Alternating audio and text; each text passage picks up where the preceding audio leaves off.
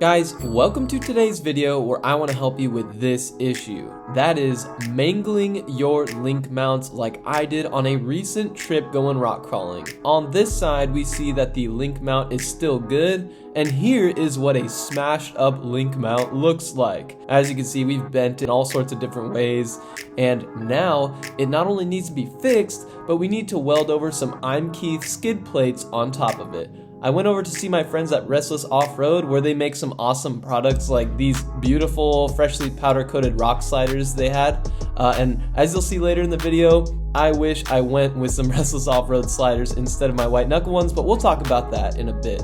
First, Boris is helping me out today, and he's unboxing and unpackaging all those Keith skids, getting the GX up on jack stands. And if you missed the last video where I'm here at Restless, you could check it out here. We installed the Keith Panhard bar correction kit. Again, go ahead and check out that video. First, Boris is going to be removing this bolt from the link mount. This is the good side that we're going to start out with first. And the reason for that is because we're just going to get an idea of how it's going to be to install it on the good side so that we can adapt for the bad side. Just saying, if you could see it back and then forward under the U-bolt, then... No. Okay. There's no space underneath the U-bolt. Okay. Oh, there's not. Okay. And here's the problem we're running into. The U-bolt for the white knuckle sliders is not allowing us to use the full length of this Keith skid. So unfortunately, we have to cut off the front of it.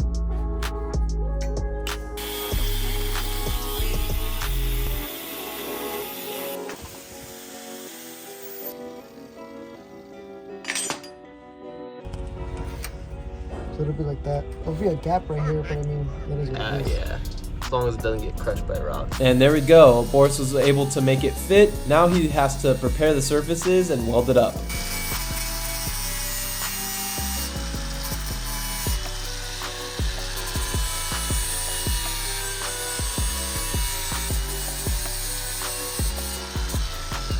And look at my gas tank skid. I didn't notice how bent it is, but it has a significant dent in it. Not sure if I need to replace that yet, but it seems to fit back on just fine. That gives you an idea of how hard I was hitting those rocks.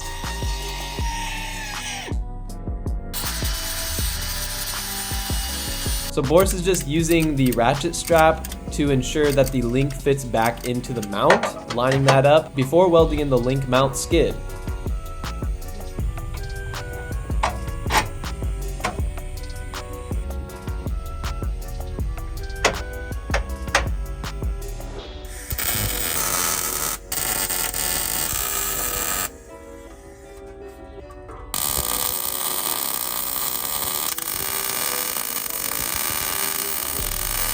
I just think welding is super awesome, so I made sure to include some extended clips in this video. One day, I want to be able to weld. Just super awesome to be able to do, and Boris is really good at it.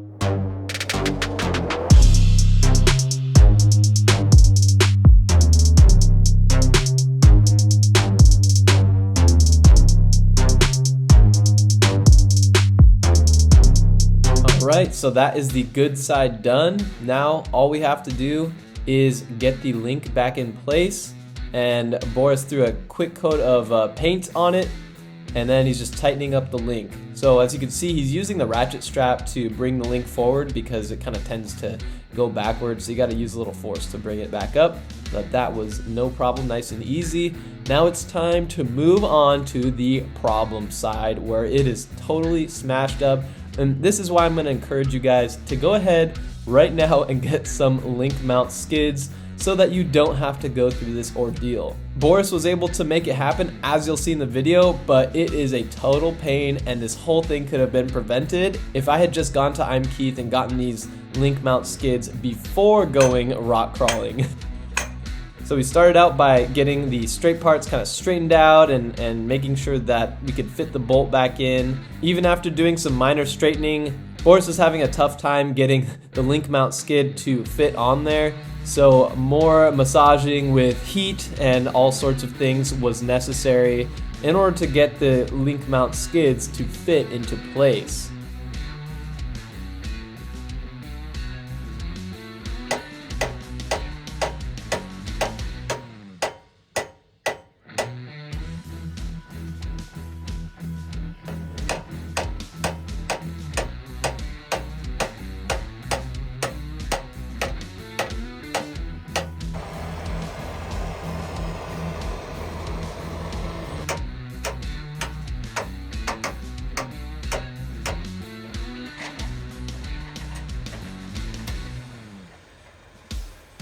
And again, Boris is just preparing the surface for welding. And as you can see, after a bit more persuasive methods, Boris was able to fit on the link mount skid. And unfortunately, on this side as well, with the U-bolt from the white knuckle sliders, he had to cut off the front of the I'm Keith link mount skid, sadly as well.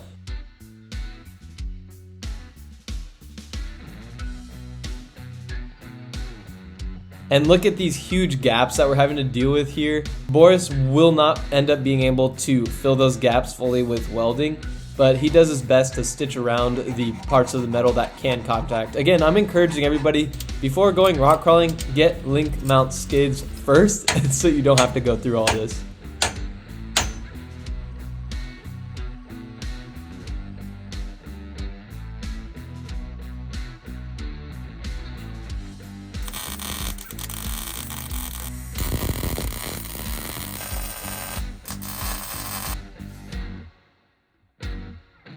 And like I said before, there's a huge gap there that no amount of weld can really fill. So Boris is doing his best to attach them to make those skids strong in there. Everything like that, wherever there's an opportunity to weld it, he's taking it. And as you can see up here, he's able to get a pretty good strong weld across. Hey, not bad. And unfortunately, there's not going to be that super smooth ramp that I'm Keith designed the skids for, which I'm totally bummed about, but that's what I get for having incompatible sliders and for smashing up the mounts before we installed these. I definitely recommend Restless Off-Road's sliders. They bolt into the side of the frame, as you may have seen in the opening shot of this video, and they don't have those U-bolts that go around the frame like these white knuckle sliders. So you wouldn't have this issue if you got a set of Restless Off-Road sliders. So again, Boris is just throwing a coat of paint over the link mount skid on the passenger side and tightening everything in for the final link install.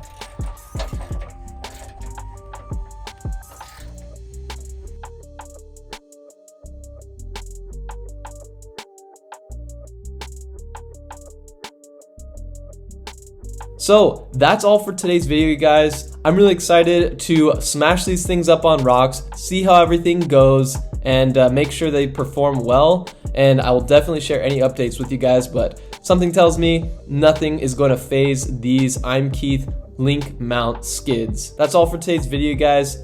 Thanks so much for checking it out and for supporting the channel. We'll see you in the next video.